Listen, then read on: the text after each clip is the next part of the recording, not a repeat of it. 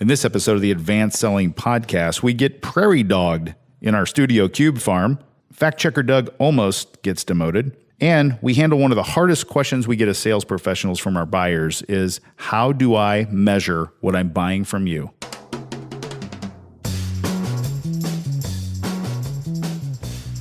Welcome back to the Advanced Selling Podcast, the longest running sales training podcast history. My name is Bill Caskey. I am Bryan Neale. Welcome to all new listeners. We get lots of new listeners and lots of emails from people saying, hey, I just found your podcast. Where the hell have you been?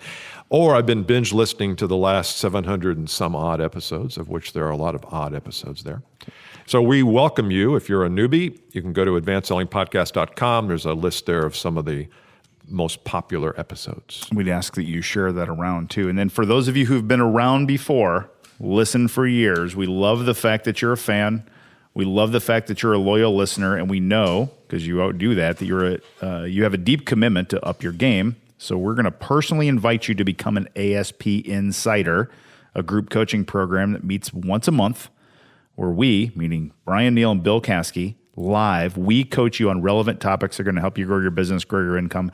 The tuition is $47 a month, or you can join for the whole year and you save some more cash.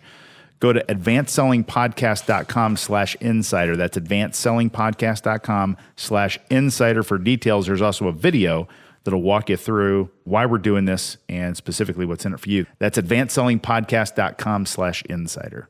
We got some flack from last week's show where we talked about our certain things our wives said. So we won't be doing that anymore. Flack. We won't be doing that anymore. There's more raised. Just want to let you know that. I got prairie dogged.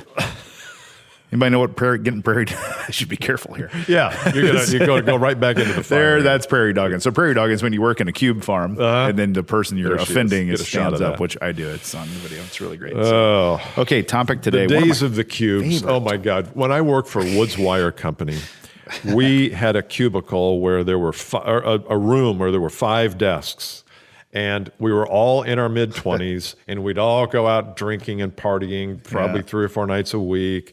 And we literally would sit in there and laugh for 6 hours a day. It was so little work got done in the cube. But it's funny. I think, oh my gosh, the hours that I wasted and the fun that I had during that time is immeasurable. Can't take it away, can they? So our topic today, we talked a little bit in the last episode about measuring dollars invested in anything. We talked about it in training. We talked about some of our approaches when we go into companies. But we thought it would be good today to talk about how do you best measure the value that you bring to your clients when they implement your solutions, whatever those solutions are. Yes. And so Bryan has a little bit of, he's got a framework here. He's done the alliteration trick again, which he's really good at. I've got something that I will introduce into the zeitgeist today. Oh, there we go. That you haven't heard. You've heard one version of it, and I've got something else that I want to introduce. Before we go any further, can you please explain to me, what a and zeitgeist maybe a few listeners, what a zeitgeist is? Or what the zeitgeist is? Yeah, as I understand it, the zeitgeist is kind of the universe of proclamations and opinions. It's kind of like the culture of our world. It's if you put something in, it's like there for the mix, and it's all mixed in one big soupy, slimy bowl zeitgeist. Of zeitgeist. I love it. I love it. If I'm wrong on that, fact checking Doug will. He will tell you. We got a lot of. By the way, we did have some listeners who knew. I quoted a movie several weeks ago and several episodes ago where no one on the team knew what movie it was. And I said, when the light is green, the trap is clean. And I had a younger-ish listener, millennial, who texted me and said, that's Ghostbusters, right? I'm like, way to go, man. Yes, it's Ghostbusters. When they catch the ghost in a little contraption, when the light is green, the trap is clean. I gotcha. Put the ghost in the way. No. All right. But Doug did send that to me. Now, Doug sent it to me without looking it up. He knew, along with the year of the movie. Well, that's the thing about a fact checker. They shouldn't have to go to Google. I mean, what's the point? Doug, we're diminishing your role. No, I'm kidding.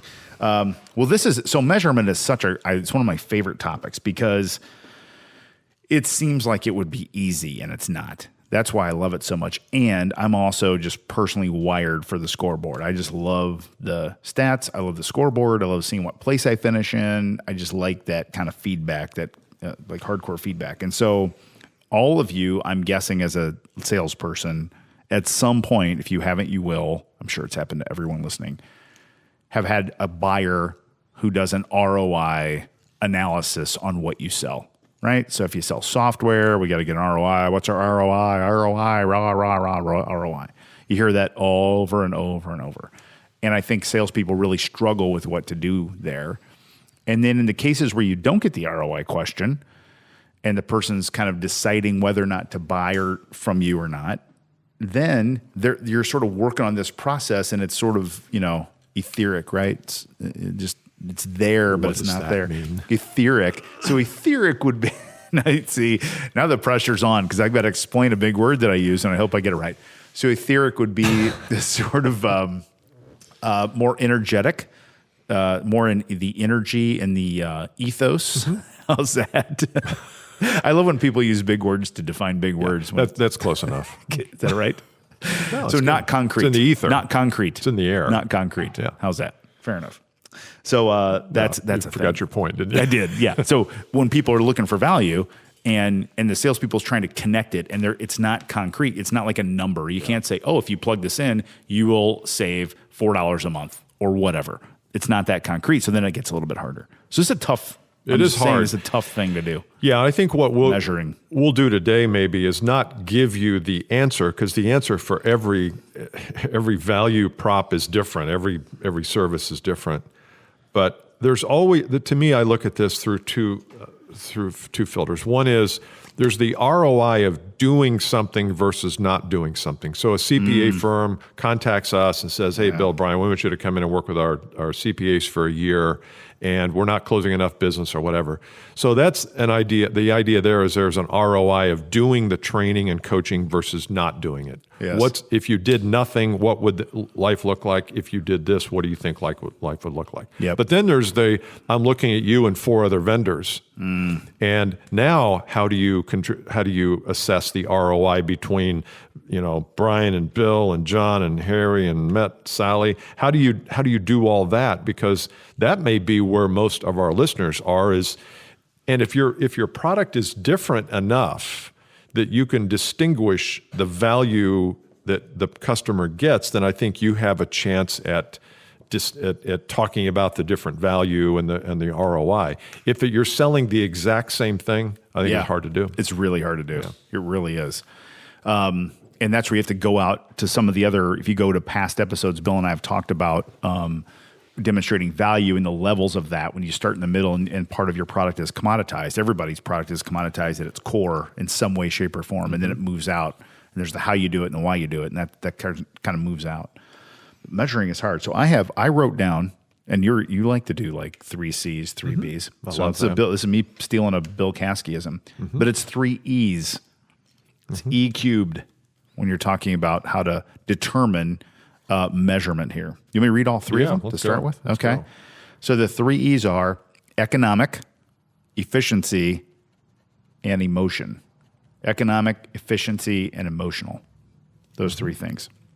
When you're thinking of what you do and what you sell for a living, and someone's trying to figure out if it's worth it and how they're going to get a return and spending the money worth it, there's an economic element to that. There's an efficiency element to that, which how does it impact process and the way work flows? Workflow. Then there's the emotional element to it, which is, does everyone feel happier and that sort of thing? And I think what people fail to do is they fail to hit all 3 of these things. They only hit usually the economic, sometimes. If any, that's a good point. That's a good point. And so go ahead. So what are the economics? That's the dollars, that's the hard dollars, soft dollars. Yep. So again, easier in some places. So someone might say, if I plug in this sales enablement software, if I'm a VP of sales, which a lot of you are, and I'm buying sales enablement software, so I'm buying Salesforce.com or some version of that, what will my sales look like? So I'm going to plug it, I'm going to turn it on, and if I turned it on before I was doing $1 million a month, when I turn it on, maybe I'm doing $1.1 million a month. Yeah. Because of whatever Salesforce.com does. So yeah. And so is it possible that economics, because I wrote down a similar thing here, not as quite as clever as the E3, E cubed, and I think you need to give it a name. Should I? E3, is it E cubed or E3 or 3E? Yeah. I think E cubed. E3. Is the hard and soft cost of economics. So Right. there's the hard Yes. cost, which is you're going to be buying something, so you're going to slice a check for $1 million. That's a hard cost. And there's a hard return, which is I'm going to generate an extra 12 million from the 1 million. Yes. So that's pretty hard and solid. But there's also a lot of soft costs, which maybe some of those soft costs drift into your efficiency and emotion. But if I'll be able to attract a higher level of salesperson to my organization because our processes are all Yes. good, and so therefore I grow my business another $5 million. Yes. But it's hard to say if I do this happens. Yeah. But a lot of times that does happen. It's just indirect. Yeah, absolutely. Just softer indirect. And that's the problem. Maybe that's a better way to put it. I like that, indirect. yeah. And it's I don't think anyone, I hope you're not, don't be afraid of the scoreboard. So many salespeople, and I say scoreboard, not the internal scoreboard, how you're doing on sales, but the external scoreboard. So you want your clients to measure you and hold you accountable. I think that's really good. It cannot be one-to-one either way. Because the other thing you can't do. What do you mean by that? We can't take credit for all the good and be blamed for all the bad. Yeah. Can't take credit for all the good or be blamed for all the bad. So if we plug in, I'm using sales enablement software because it's easy because we have a lot of VP of sales that listen. You buy a new tool, sales enablement tool, and sales double. Just happened to be that you closed this huge deal in that month that you turned it on. That's not why, and the opposite is not why. So if you lose a big deal, it's not because you turned it on. So you got to watch that. Yeah. So you're saying that be careful about attaching a whole lot of meaning to this Yes. because you can. If your whole life is numbers, then you're going to get burned Yes. as much as you're going to win, and that's not really fair. So No. here's what I have, and Yeah. I think this might help a person decide what to put underneath each of those three. Love it. And I have what I'm just referring to here as the value journey. We've heard about the customer journey and the buyer journey, and how many times we heard that. Lots. And everybody has a slightly different way of defining it. Oh gosh. But let's think about, at some point, the person buys. They slice you a check, they sign a PO, they buy. And my question is, and I've got a line here drawn across the page, and I've got some little asterisk above the line and some asterisk below the line. The way you might think about this is above the line is the hard economics and below the line is soft economics or soft measurements. Is what happens once I buy? What happens? Well, number one, our salespeople will be able to call 20% more people a day because it'll all be automated or whatever. Okay, so over time, what does that equal? If they make an average of 20 calls a day, that's 5 times 100 salespeople. That's 5,000 calls a year that we're going to get in because of that. Yeah. So that's it's one data point. Yeah. And so, but you have to look at more than that. So what are all the things that could happen? And you've got to let your possibilities run. And if you've been representing your value, the service that you offer for more than a couple of years, you know what these things are. What are you hearing from the market? Absolutely. You know what? The reason I bought this, Brian, was because of the Salesforce component. But what I'm finding is this is so much more powerful in helping our people do better research or whatever. Yes. I think if you start to document that value journey once a person buys and start to look at all the different things how their life changes, it'll become a lot easier to come up with the economics, the efficiency, and the emotion. Absolutely. That's awesome. What's interesting about that is you can create your story around this concept of how to measure simply by asking your clients 2 questions with your framework there, Bill. So why did you buy? And you give me an above the line answer and a below the line answer. So above line, why did you buy for hard? And why did you buy for soft? And then why do you keep? So why do you keep paying me hard and soft, above the line, below the line answer? There's your story. And you ask 5 customers that, you're probably going to see a trend. You're talking about current clients. Current clients. Because then what you can do then is you can take what we're teaching you. That's better than all the other crap that trying people to figure ask it out, in surveys. And then you say, exactly. How would you rate us on a scale of 1 to 7? Well, Right. It's just, why did you buy? Yeah. What was it? What were you looking for? Hard, boom, and then soft. And then why do you keep us? Why do you keep renewing? Hard, soft, and then just repeat that to 5 different clients. And there's You'll your get story. all you need. And then when people ask you, how do I measure what you do? Say, glad that you asked. Yeah. Here's what we did. We asked, here's what their answers were. Hard, soft, hard. That's great. Yeah, that's good. great. And then you capture some of those people on video talking about value that. journey mapping. Value journey mapping. The old the customer journey. Little tired. It's a little tired, little and worn nobody knows what it is. It's amazing when you ask people, they love to throw that. Well, we're going to journey map. We're going to value journey map. We're going to, check the customer. We're going to journey map this. I'm like, what is that exactly? You always get a different answer. Anyway, That's funny. yeah, and the last, I want to rub hard stamp this one. It's really important that you explore the emotional, the emotional impact of what you do, because there is culture and meaning behind everything that anybody sells. I don't care what it is, as simple as it is. I've got a client that sells semi-trailers, and you would think, what, semi-trailer, da-da-da. Well, I was driving, taking my kid to his baseball game yesterday on Sunday afternoon, and I passed two of their customers. I passed one coming back from Kentucky. Well, and this was one of their customers that was like a really well-branded semi-trailer. Okay. Like it's totally painted, it's logoed and everything else. It's really and it's of their customers. Brand. Yeah, who we actually are going to start work with too. So I'm like, okay. And what's interesting is it's really nice looking. And so I know the owner, it's a family business, is second generation. They're really proud people. And when you ask them about that, they are so proud to see, their decal logo semi-trailer driving down the road. Yeah. How much did that cost? Well, it cost them, $2,000 to logo the trailer, and it cost them $350 to lease it every month. That's the hard stuff. But that emotional, man, you cannot, and it's with everybody. You see what you're talking about there, though, is not just the emotions of the prospect when they're buying, but it's the emotion of the client once they have you in, and they're proud of the fact that they've brought you in. Yes. And the branding is good, and every time they see something come from you, makes them more proud that they chose you as a vendor or whatever. Yes. And that's part of that customer experience is what is the branding and emotional connection that you're helping your customer feel. Yes. When they connect with you. Yeah. And we as sales professionals are on the front. We as sales professionals are on the very front line of that. I mean, we impact that so dramatically.